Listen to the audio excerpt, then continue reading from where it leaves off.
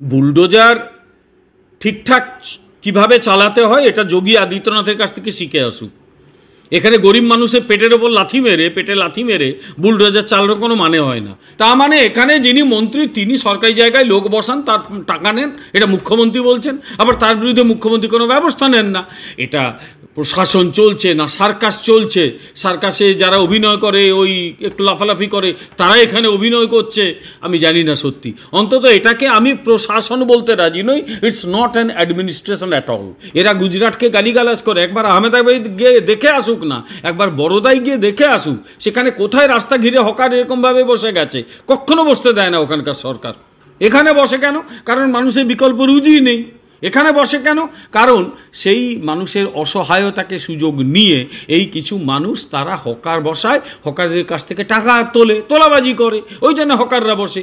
আর তো তাহলে কেউ যদি এখানে টাকা দিয়ে লোক বসায় তার বিরুদ্ধে সরকার ব্যবস্থা নিচ্ছে না কেন?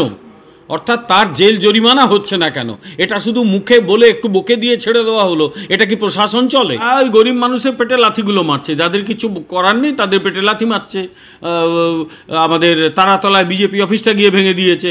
ওখানে আবার আরেকজন মন্ত্রী, তিনি আরেক কাঠি ওপরে মাঝেরহাটে যাদের বসানো হয়েছিল তারা গিয়েছিল স্থানীয় মন্ত্রীর কাছে, তিনি বলেছেন পুলিশকে ধরে পেটাও। তাদেরই মানে আমি জানি না এ রাজ্যের পুলিশ মন্ত্রী কে।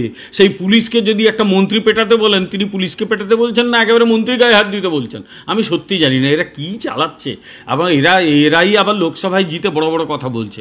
ফলে মানুষ দেখুক না কাদের ভোট দিচ্ছে। আপনার দলের নেতারা হঠাৎ করে পার্লামেন্টের সংবিধান দেখিয়ে দিয়েছিল রাহুল গান্ধীর সঙ্গে। রাহুল গান্ধী তার দলটা নিজেও সংবিধান মানেন, জরুরি অবস্থা জারি করেছিল, এরাও তার সঙ্গেই ছিল। আমি তো বলবো এই সংবিধান এবং আইনগুলো একটু নিজেরা পড়ে দেখুন না।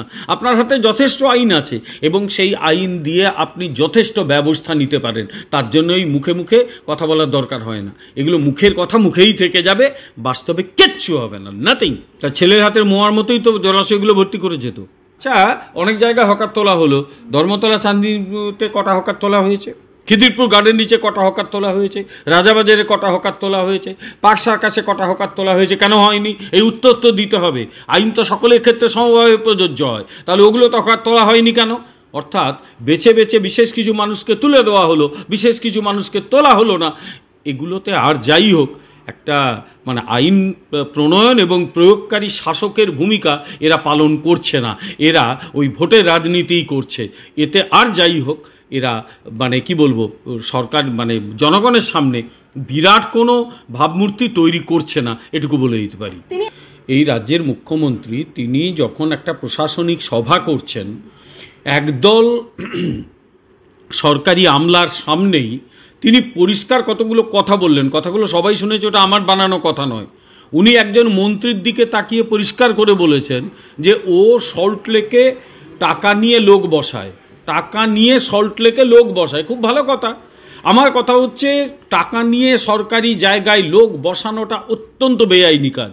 এটা ভারতীয় দণ্ডবিধিতে জেল এবং জরিমানা উভয়ই হতে পারে। যে যাঁরকে বলা হলো তিনি চুপচাপ বসে বসে শুনে গেলেন, তো তাহলে তিনি কি মেনে নিলেন?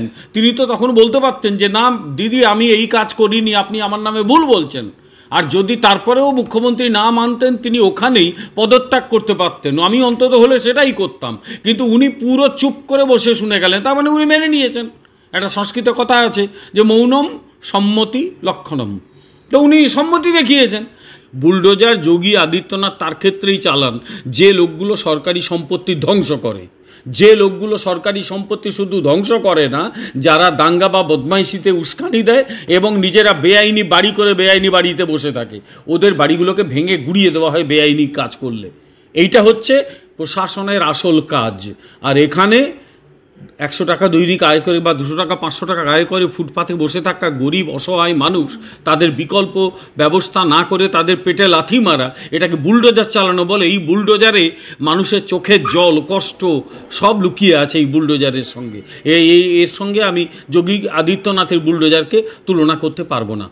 দেখো, আমি পরিষ্কার মনে করি কলকাতার রাস্তার ফুটপাত হচ্ছে মানুষের হাঁটা চলার জন্যে, রাস্তাগুলো গাড়ি চলার জন্যে। ওগুলোতে হকার বসে গেলে মানুষের কষ্ট হয়, অসুবিধে হয়। আর বিষয় হচ্ছে হকাররা সংগঠিত, সাধারণ মানুষ সংগঠিত নয়। ফলে সাধারণ মানুষকে ফুটপাত ছেড়ে রাস্তায় নেমে আসতে হয়। রাস্তায় নেমে কত মানুষ কত দুর্ঘটনায় পড়েছে, তাদের পরিবার তছনছ হয়ে গেছে, এগুলোও তো ভেবে দেখতে হবে। তাই আমি সবসময় হকার মুক্ত রাস্তার পক্ষে এবং হকার মুক্ত ফুটপাথের পক্ষে। এটা মানুষের জন্যে, যা গাড়ি চলাচলের জন্যে। কিন্তু অন্য দিকও তো রয়েছে, সেটা হচ্ছে যে মানুষগুলো রাস্তায় ব্যবসা করে তারা কেউই ইচ্ছে গিয়ে বসে না।